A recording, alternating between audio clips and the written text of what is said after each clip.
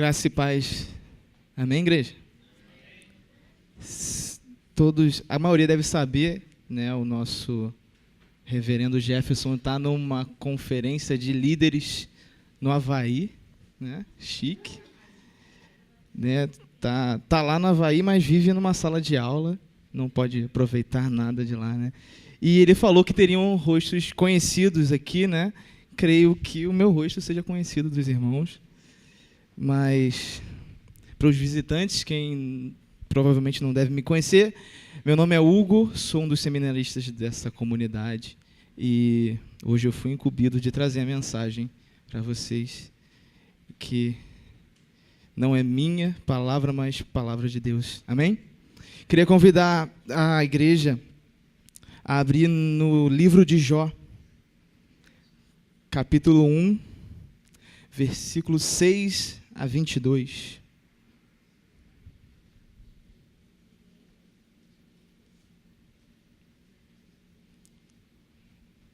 Livro de Jó, capítulo 1, de 6 a 22.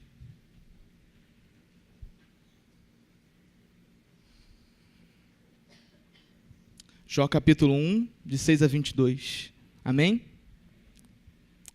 O texto diz assim: certo dia, os anjos vieram apresentar-se ao Senhor, e Satanás também veio com eles. O Senhor disse a Satanás: de onde você veio?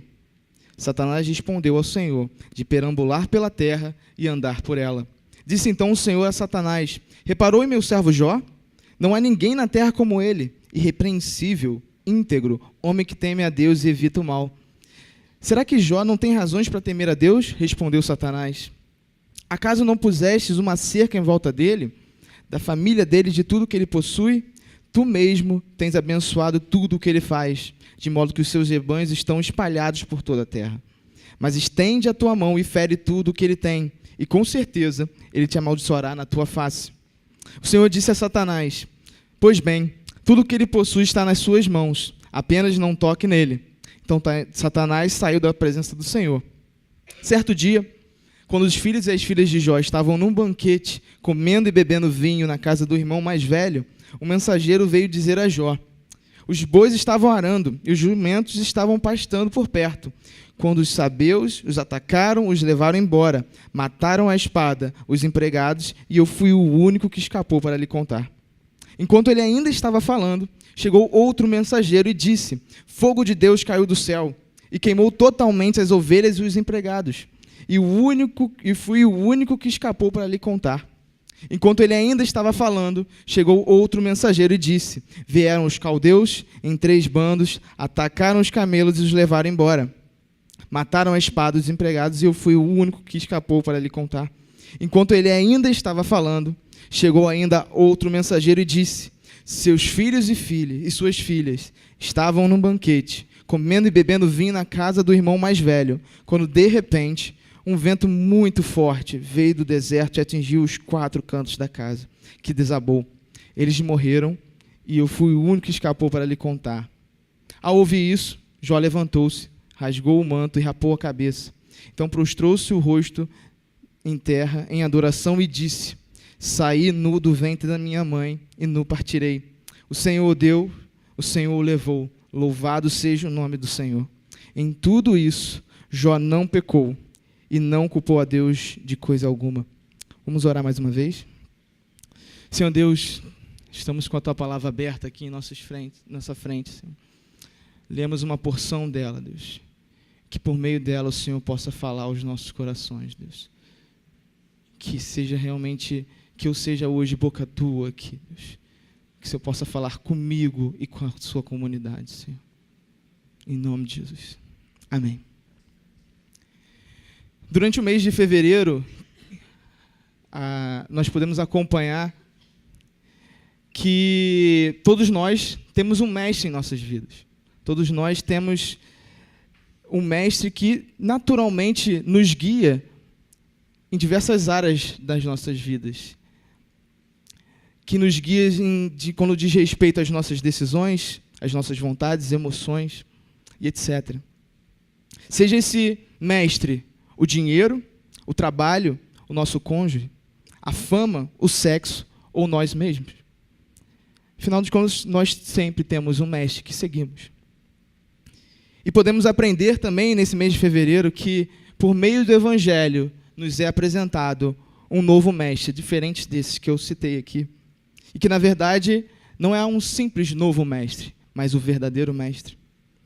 E falamos de como esse mestre nos conduz e traz sentido à nossa vida, à nossa caminhada aqui na vida, como ele nos reconecta em nossas relações e que ele nos apresenta um grande amigo, um consolador, que por meio dele somos cheios da tua presença e somos transformados por ela. E é esse mestre que a gente começa a seguir. E ele se chama Jesus Cristo. Mas o que nos chama a atenção é que, em meio a essa caminhada, seguindo a esse novo mestre, chamado Jesus, a gente começa a se deparar com pedras, espinhos nessa caminhada. Problemas surgem. A dificuldade bate na nossa porta. O desemprego, a violência nas nossas ruas, a doença, a morte de um ente querido, problemas no casamento, problemas com os nossos pais, problemas com os nossos filhos. Na bonança, quando tudo vai bem, a gente vê que é muito fácil seguir o mestre e não duvidar do que ele faz e o que ele é para nós. Mas quando um desses acontecimentos ruins, trágicos acontecem, nós ficamos receosos com o mestre. Então a gente começa a fazer algumas perguntas em nossa mente. Será que realmente Jesus está levando a gente pelo caminho certo? Será que precisa realmente ter sofrimento nesse caminho? Será que ele não... Será que é por aí mesmo que a gente tem que ir? A gente se depara, quando a gente pensa sobre essas perguntas, a gente faz essas perguntas para nós mesmos, a gente se depara com o livro de Jó, um livro que é bem conhecido e que pode ensinar muito a gente a como aprender a seguir esse novo mestre, Jesus, em meio ao sofrimento.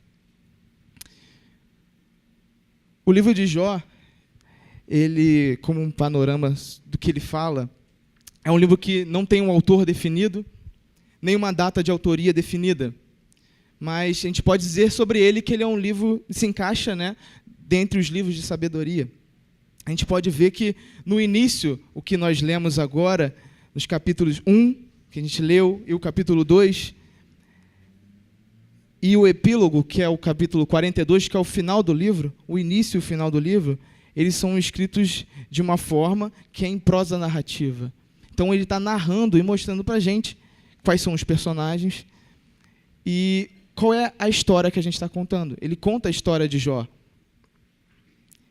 E ao longo, no meio da obra, a partir do 3 até o 41, a gente vê poesia. Isso é importante a gente saber porque, olhando para o início, para o prólogo do texto, a gente pode conhecer um pouco de quem é esse homem e ver o que ele pode dizer a respeito à nossa vida. Jó era, provavelmente, ele vivia no período patriarcal. Ele era um patriarca contemporâneo de Abraão, muito conhecido nosso, porém não israelita. E Jó, como podemos ver na leitura, ele é descrito como um servo fiel de Deus. Então Jó servia a Deus. O seu Deus era o nosso Deus, era o Deus de Abraão, o mesmo Deus que hoje nós adoramos e servimos. E o próprio Deus diz muito bem o quanto ele é contente com Jó. A gente pode ver aqui no versículo 8 que lemos, o Senhor fala assim para Satanás: reparou o meu servo Jó? Não há ninguém na terra como ele, irrepreensível, íntegro, homem que teme a Deus e evita o mal. É Deus falando isso sobre o seu servo. E a gente consegue ver isso de novo, logo no início, no capítulo 2, versículo 3, ele fala as mesmas palavras, reafirmando a fidelidade de Jó e a integridade de Jó. Então vemos no início desse capítulo a apresentação dos personagens. A gente vê esse enredo inicial que não é revelado a Jó, mas a gente, como leitores no século XXI, a gente consegue ver. A gente vê uma conversa que nos é informado o que originou todo esse sofrimento que Jó passou. A gente vê uma conversa entre Deus e Satanás e sendo feito um tipo de aposta entre os dois. E no meio dessa conversa, Deus decide provar o seu servo Jó. Deus decide colocar nas mãos de Satanás que ele pudesse tocar em seus bens, em tudo, menos na vida de Jó. E a partir daí a gente lê no texto as diversas tragédias sequenciais que aconteceram na vida de Jó. Relembrando, primeiro, seus bois e jumentos foram roubados. Roubados, todos. E não sendo suficiente, seus empregados foram todos mortos. E ele recebe apenas um deles que traz essa mensagem para ele. Sem passar 1 hora, 2 horas, 1 dia, não, foi logo depois, aparece um outro mensageiro, dizendo que todas as suas ovelhas e pastores foram queimados por um fogo que veio do céu. Em sequência, os caldeus roubaram seus camelos e também assassinaram seus empregados. E como se não bastasse perder todos os seus bens, toda a sua riqueza, chega um outro mensageiro com uma das notícias que deve ter sido uma das piores até o momento, que é a morte de seus filhos por soterramento. E no capítulo 2, que eu não li, mas teve uma última coisa, uma segunda conversa de Deus com Satanás. E novamente, Deus permite que Satanás toque na saúde de Jó. E ele é afligido por feridas por todo o corpo, dos pés à cabeça. Diante dessa história trágica de Jó, a gente pode se identificar um pouco com ele, com o sofrimento que ele passa. E eu queria conversar com vocês sobre algumas questões que saltam à nossa mente quando a gente olha para esse tipo de história, quando a gente vê o sofrimento de Jó e, de alguma forma, a gente entende o sofrimento dele e, de certa forma, a gente até consegue sentir, porque a gente também sofre. E algumas questões, assim como surgiram na cabeça de Jó, surgem em nossas cabeças. A primeira questão é que o ser humano tem um desejo de encontrar os motivos, as razões do sofrimento. A gente quer saber o porquê. Por que a gente sofre? A gente vê que depois desses acontecimentos tão tristes, tão desastrosos, tão pesados na vida de Jó, a gente consegue ver isso como coisas externas, coisas que ele perdeu os bens, perdeu filhos, perdeu a saúde. Mas se a gente olhar com um pouco mais de atenção, olhando o decorrer do livro, as falas de Jó para com Deus, com seus amigos, a gente vê que tem algo que mais dói nele, que mais o corrói. Ele não sabe o porquê ele sofre. Ele está angustiado mentalmente. Porque ele não entende por que Deus permitiu que tudo isso acontecesse na vida dele. Ele certamente, a gente vê isso, ele se pergunta, por que eu? O que eu fiz para isso? O que eu fiz para Deus, para ele me afligir dessa forma? E Jó tenta procurar motivos pela sua desgraça, e da mesma forma, os amigos deles também procuram motivos e dizem para ele que é tal coisa, que não é, e esse grupo, ele e os amigos tentam achar razões, eles querem, porque parece que, para eles, todo o sofrimento de um homem não pode ser sem motivo. Então os amigos de Jó começam a falar para ele, com certeza você tem um pecado não confesso. Com certeza você desagradou a Deus e tem um pecado que você está guardando até agora. E por isso Deus está te punindo. Então os amigos de Jó insistem com Jó, dizendo que Deus não poderia puni-lo dessa forma, sem um motivo, sem ser um pecado contra Deus. Deus seria, para eles, injusto punir Jó por nada. O que a gente vê nessa ideia é um mecanismo que é chamado mecanismo da retribuição, que diz para a gente assim, homem bom, Deus bom. Homem mau, então Deus mau. Só que Jó luta contra essa ideia. ele olha para ele mesmo e diz, mas eu não tenho um pecado que eu não confessei, eu não tenho. Eu já fiz o que a lei me manda fazer. Eu não tenho um pecado que não está escondido de Deus. E ele luta contra isso. Ele tenta encontrar motivos, mas não encontra. Parece que ele quer um motivo plausível para ele. É o suficiente para aliviar toda a dor das perdas. Eu acho que ele só queria que Deus saísse das sombras, aparecesse para ele e dissesse assim, então, Jó, eu conversei com Satanás e foi isso, isso, isso. Eu acho que Jó queria ler exatamente os primeiros versículos que lemos aqui do livro dele. Eu acho é isso que ele queria. Ele queria saber a razão. Por que Deus? Por que você faz isso? Por que você permitiu isso? A questão é que nossa primeira impulsão, quando a gente se dá de cara com o sofrimento, com a dor, é procurar a razão dela, onde ela se origina. Procuramos uma esperança que nos alivia a dor, a semelhança de Jó. Pelo menos que a gente possa saber o motivo e dizer, sim, faz sentido eu sofrer, porque eu fiz isso. Só que, em primeiro lugar, saber a razão do sofrimento não aliviará as coisas. Isso não vai fazer com que doa menos.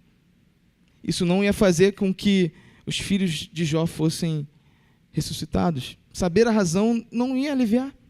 Ele poderia saber, Deus poderia ter aparecido para ele ter falado tudo, mas não ia. Em segundo, talvez a razão que, por algum motivo, a gente descubra, não nos satisfaça plenamente.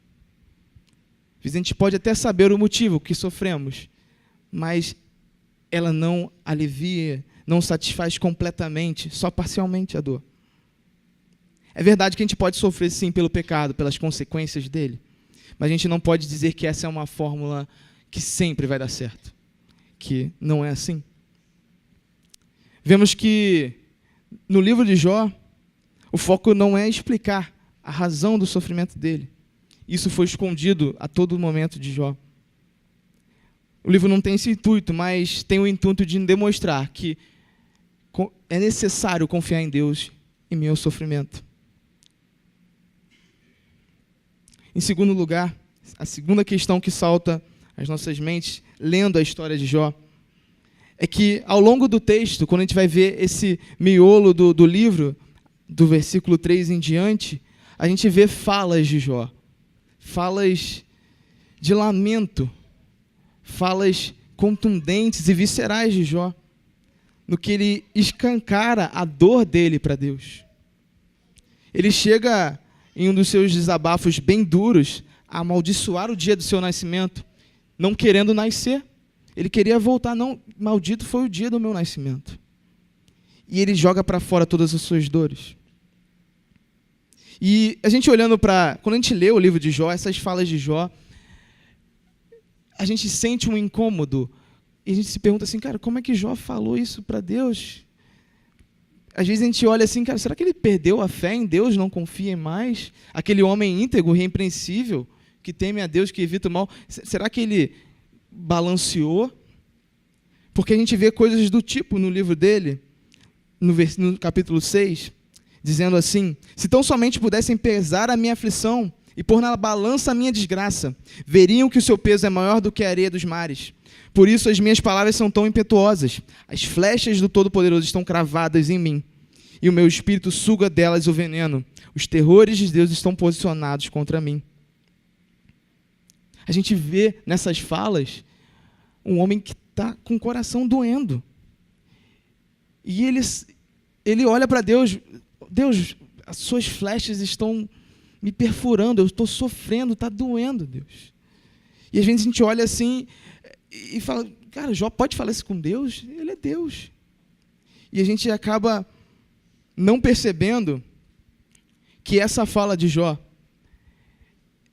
é uma sinceridade, é um coração aberto diante de Deus. Porque o mesmo Jó, como diz a própria palavra, em nenhum momento blasfemou contra Deus ou murmurou, porque o mesmo Jó diz o seguinte, bem sei que isso é verdade, mas como pode o mortal ser justo diante de Deus? Ainda que quisesse discutir com ele, não conseguiria argumentar, nem uma vez em 1000. Sua sabedoria é profunda, seu poder é imenso. Quem tentou resistir e saiu ileso? Ele transporta montanhas sem que elas o saibam, e em sua ira as põe de cabeça para baixo. Sacode a terra e a tira do lugar, faz as suas colunas tremerem. Fala com o sol e ele não brilha. Ele veda e esconde as luzes das estrelas. Só ele estende os céus e anda sobre as ondas do mar. Diz em Jó 9, de 2 a 8. O mesmo Jó que abre o seu coração e joga a sua lágrima, a sua dor para fora, de uma forma tão visceral, tão contundente para com Deus, é o Jó que reconhece que não é nada diante desse Deus. Ele sabe com quem ele está falando. Ele não se esqueceu do Deus que ele serve. Philip Yancey, em seu livro Decepcionado com Deus, diz o seguinte sentimento sobre o cristão em meio ao sofrimento. Diz assim: primeiro, surge o desapontamento, então uma semente de dúvida, depois uma reação confusa de ira, ou a sensação de ser traído. Começamos a questionar se Deus é digno de confiança, e se de fato podemos confiar a Ele as nossas vidas. Esses sentimentos que a gente sente e que, de alguma forma, a gente se envergonha por eles. Sentimentos que a gente olha assim, cara, esse sentimento é feio, como é que eu estou sentindo isso? Por Deus. Nossa, eu estou sentindo raiva, eu estou decepcionado com Ele. Eu estou com dúvidas sobre se Deus realmente é digno de confiança. E a gente começa a entrar num parafuso na nossa mente. Será que eu posso fazer isso? Será que eu estou blasfemando contra Deus? Estou murmurando? Isso é pecado? A questão é que esses sentimentos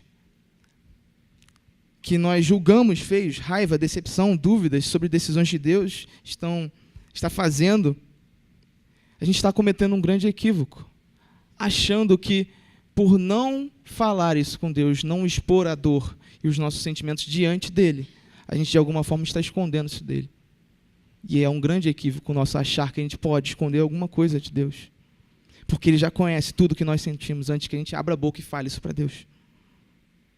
Só queria dizer uma coisa para vocês com essa questão que salta às nossas mentes. O Mestre Jesus nos dá o espaço para desabafar e dizer o que realmente dói, de forma sincera. E isso a gente pode fazer sem blasfemar contra ele, sem murmurar. E é isso que a gente aprende com Jó também. Há lugar para você desabafar com Deus. A terceira questão que salta à nossa mente, quando a gente olha para a história de Jó, era a dor que o silêncio divino traz. C.S. Lewis abre o seu livro chamado Anatomia de uma Dor da seguinte maneira: volte-se para Deus. Quando estiver em grande necessidade, quando toda outra forma de amparo for inútil, o que você encontrará? Uma porta fechada na sua cara, ao som do ferrolho sendo passada 2 vezes do lado de dentro. Depois disso, silêncio. Lewis escreve esse livro baseado na experiência dele e a análise dessa experiência, a observação da experiência quando ele perdeu a própria esposa. Ele escreve esse livro num momento de luto. E ele descreve os sentimentos e as questões de fé e o seu sofrimento. Como é que a fé e o sofrimento andam junto. E ele diz isso. E a gente olha, como é que ele pode dizer isso para Deus?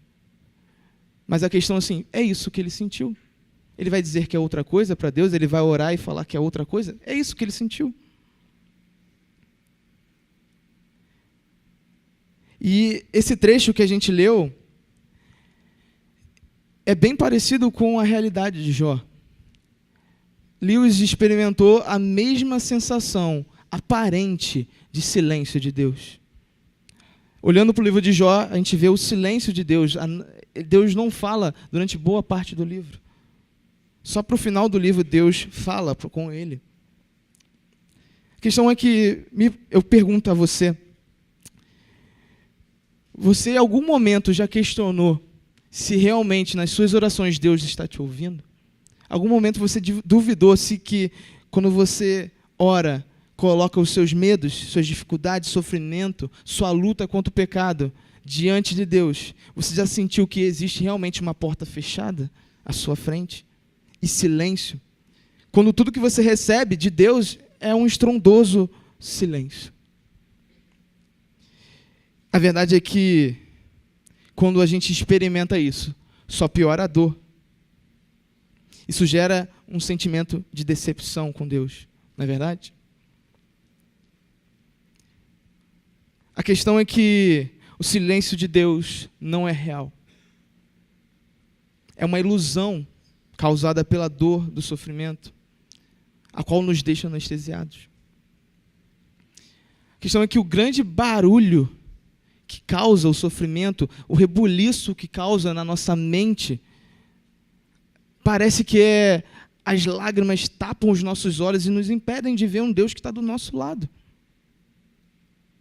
Quando a gente sofre, parece que a gente só olha o sofrimento, não tem mais nada além disso. É só o sofrimento, é só a dor, é só o luto, é só a doença. Não conseguimos enxergar nada além disso.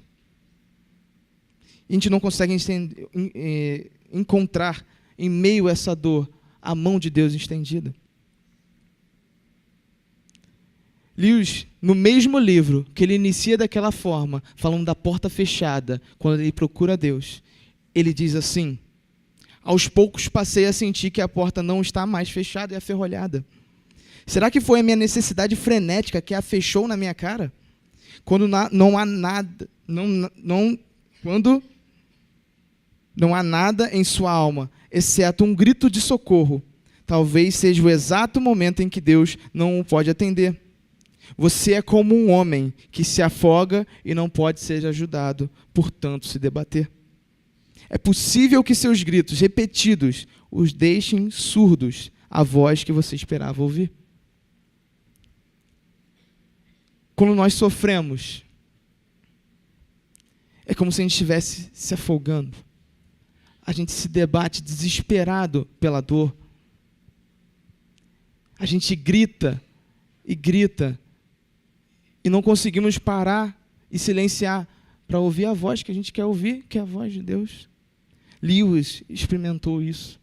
Não foi de uma hora para outra, mas ele descobriu que aquele silêncio aparente era apenas uma ilusão. Ele foi apenas abafado pelos gritos do sofrimento. Ele foi apenas escondido pelas lágrimas da dor. Mas se a gente olha para a nossa vida, depois de ter visto essas questões, na prática, o que acontece? E quando perdemos um ente querido, quando a doença ataca vorazmente a nós ou um familiar, quando o desemprego vem e põe em risco o sustento de nossas famílias, quando a violência nos encontra pelas esquinas da cidade, e quando o relacionamento com o meu cônjuge está desmoronando, quando a relação com meus filhos estão indo de mal a pior, como lidar com todas essas coisas? Vimos que descobrir as razões não é o caminho, mas será que não tem alívio? Sabemos que o sofrimento é uma realidade nossa, do homem, mas não há esperança de um momento que esse sofrimento vai acabar? A gente olha na palavra de Deus, um outro homem na história, chamado Jesus, e a gente pode aprender com ele como lidar com o sofrimento e como é que ele nos ajuda. Em primeiro lugar, Deus sabe que sofremos. Ele em nenhum momento está indiferente à nossa dor. Como a gente disse, é uma ilusão. Aquele silêncio é uma ilusão. A verdade é que Ele nos ama e se importa com ela. Jesus sabe que somos muitas vezes rejeitados por amigos e familiares, que a gente não é aceito por eles. Jesus sabe que sofremos por não ser amado ou amada, correspondido ou correspondida no casamento. O que não é ser respeitado e sofrer por causa da falta de carinho de nosso cônjuge. Jesus sabe que somos traídos. Jesus sabe que muitas vezes somos acusados injustamente. Jesus sabe que somos perseguidos. Jesus sabe sobre a violência que enfrentamos. Como nos sentimos inseguros andando pelas ruas.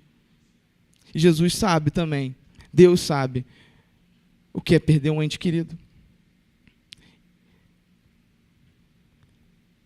Mas de que forma Deus sabe? Porque Deus é um Deus que em Cristo sofre conosco. Ele não apenas sabe, tem ciência que sofremos, mas sofre conosco. Cristo se fez carne para que compartilhasse, e não só compartilhasse, tomasse as nossas dores e sofrimentos no corpo dele.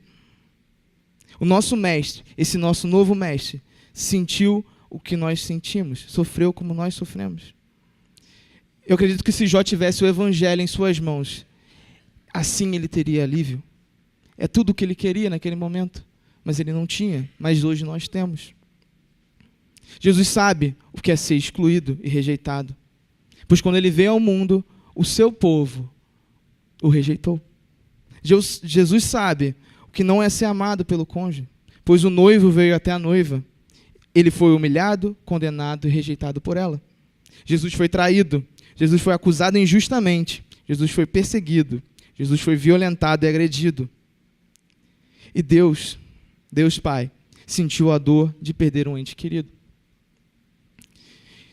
Irmãos, eu quero dizer uma coisa para vocês. Se algum de vocês perderam um ente querido, seja há pouco tempo, há muito tempo, o nosso Deus sabe o que é isso. Porque Deus Pai perdeu o seu Filho único na cruz do Calvário, por mim e por você. Deus viu o seu Filho ser morto da forma mais cruel que poderia ser. A morte de cruz. Ele sabe o que é sentir luto e perder alguém. Não se esqueça disso. Terceiro lugar, um Deus que nos enviou o Consolador para enxugar nossas lágrimas. Jesus voltou, depois de se entregar por nós na cruz, para o céu, mas deixou o Consolador aqui. E por meio dele, ele nos abraça, nos consola. Irmãos, se dói, se está doendo, seja lá qual for o sofrimento, se é uma doença de um ente querido, se é a doença que está te afligindo, se é o luto, se é o desemprego, vá até o Espírito Santo. Ali você vai ter aonde reclinar a cabeça. Chore diante dele. Desabafe, lamente diante dele. Diz o que está doendo de verdade e como está doendo. Em quarto lugar, e último, um Deus que promete o fim do sofrimento no porvir. Atualmente, eu e a minha família, a gente está passando por uma situação nova. Meu avô, ele está... Agora, no momento, ele está no hospital, mas ele vive hoje sendo cuidado por um home care. Meu avô hoje está totalmente dependente de terceiros para fazer as coisas básicas da vida. Ele foi realmente privado do que ele gostaria de fazer, que é ser ativo e independente, mas ele não pode. Isso faz sofrer, isso dói. Dói não só nele, mas dói em nós, sua família. Olhando para essa situação de sofrimento que eu sinto na pele, minha família está sentindo na pele, que você pode estar sentindo também, sei lá qual for, a gente vê pessoas que sofrem. E da mesma forma a gente pode olhar para Jesus e ver um ser todo-poderoso que sofre, que também se limitou a um corpo humano e foi morto. Da mesma forma que eu olho para o meu avô e ele não consegue fazer mais o que gostaria de fazer, Jesus decidiu se esvaziar e se limitar a um corpo. Deixou de ser todo-poderoso, eterno, para ser homem, por mim e por você. E o que isso pode dizer para a gente sobre esperança? Quando eu olho para Cristo, quando eu olho para o meu avô naquela cama de hospital, com os olhos do Evangelho, com os óculos de Jesus na cruz, eu olho para o sofrimento do meu avô com o olhar do sofrimento de Jesus na cruz, eu posso ver esperança. Porque eu não estou vendo da perspectiva humana, mas do Salvador na cruz do Calvário. Porque quando olhamos para a cruz, num lugar de morte e sofrimento, a gente consegue ver vida e salvação ali.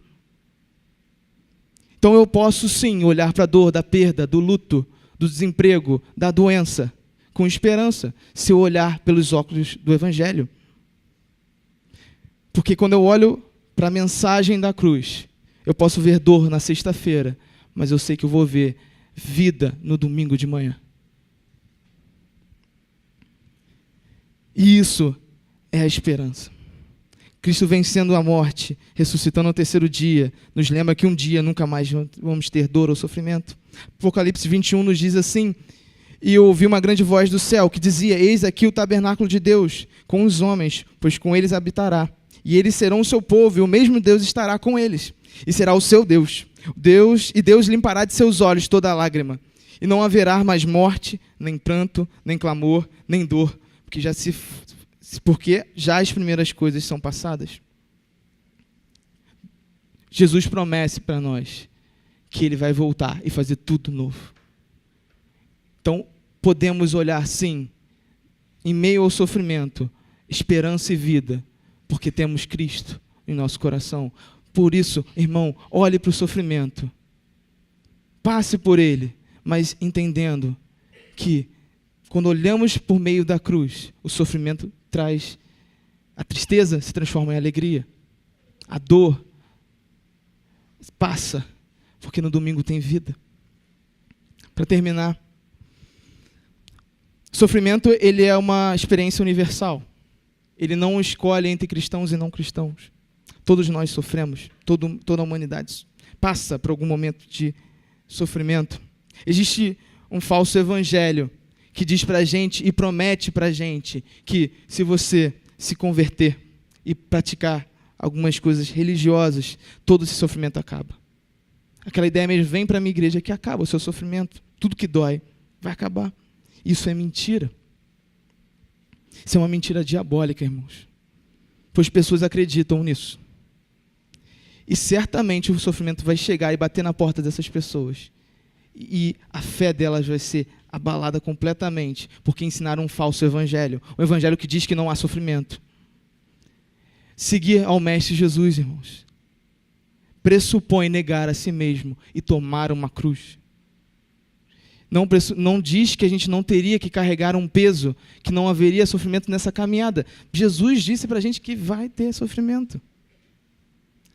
Nossa fé em Cristo não elimina o sofrimento da nossa vida.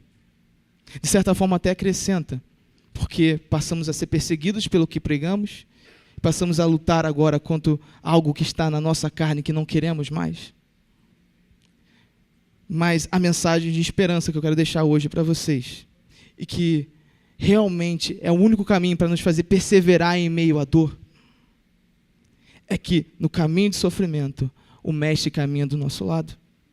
Ele não nos deixa órfãos, sozinhos, Ele está caminhando conosco. Ele não diz assim, vai lá filho, anda sozinho. Não, Ele está do nosso lado. Ele sofre com a gente. Nosso Mestre não decidiu eliminar o sofrimento deste mundo, mas nos amou nele e por meio dele. Jesus nos amou por meio do sofrimento. Ele nos amou sofrendo na cruz. Esse é o caminho. É esse o Mestre que nós servimos. E temos que dar glórias a Deus, Pai, pela graça de que fomos alcançados por Ele, fomos salvos por Ele. Somos discípulos de um Mestre que caminha no nosso lado, na bonança, na alegria e também nos momentos de tribulação. E Ele nos convida a confiar nele em meio ao sofrimento. Irmãos, se hoje, independente do que for, você esteja sofrendo em alguma área de sua vida, que você possa realmente olhar para o lado e ver o Jesus que está do seu lado e que carrega uma cruz que é muito mais pesada. Carregou uma cruz que é muito mais pesada. E entender que sim, há sofrimento, mas não sofrimento sozinho, sofrimento não no meio à orfandade, mas Jesus que caminha com você, sofre com você, te apresenta um Pai que te ama sobre todas as coisas e te promete a esperança do futuro, em que não vai ter mais dor, sofrimento ou angústia. Vamos orar? Senhor Deus, louvamos o Teu nome, Deus, por tudo que o Senhor é. Louvamos o Teu nome porque o Senhor é fiel, Deus. Não sei o que cada um está passando aqui, quais são as dores que afligem cada irmão, mas nos ajuda, Senhor. Sabemos que a dor é grande, a gente sente isso na pele, mas que a gente possa se lembrar que o Senhor sabe disso. O Senhor sentiu isso, Jesus. O Senhor sabe o que é chorar, porque o Senhor chorou. Por isso, Senhor, com fé, que não vem de mim, a gente não está aqui te pedindo para que tire as pedras e os espinhos do nosso caminho, mas para reforçar nosso desejo e clamor que o Senhor não nos deixe andar por esse caminho sozinho, Senhor. Que o Teu Espírito Santo possa testificar em nossos corações que a Sua mão carinhosa de amor está segurando na nossa e passando pela dificuldade, Deus. Certos que a dificuldade dura pouco tempo. Para nós que estamos em Cristo, que fomos salvos pela graça e merecedores de Cristo pela fé, somos privilegiados, Deus. Porque em meio ao sofrimento e por meio dele, o Senhor nos resgatou. Por isso, traz alívio nisso, em Cristo, para os nossos corações, para cada irmão aqui que sofre. Que realmente podemos estar diante de Ti e colocar a nossa dor para fora, certos que o Senhor nos abraçará em meio à dor. E louvamos o Teu nome por isso, Senhor. No nome de Jesus. Amém.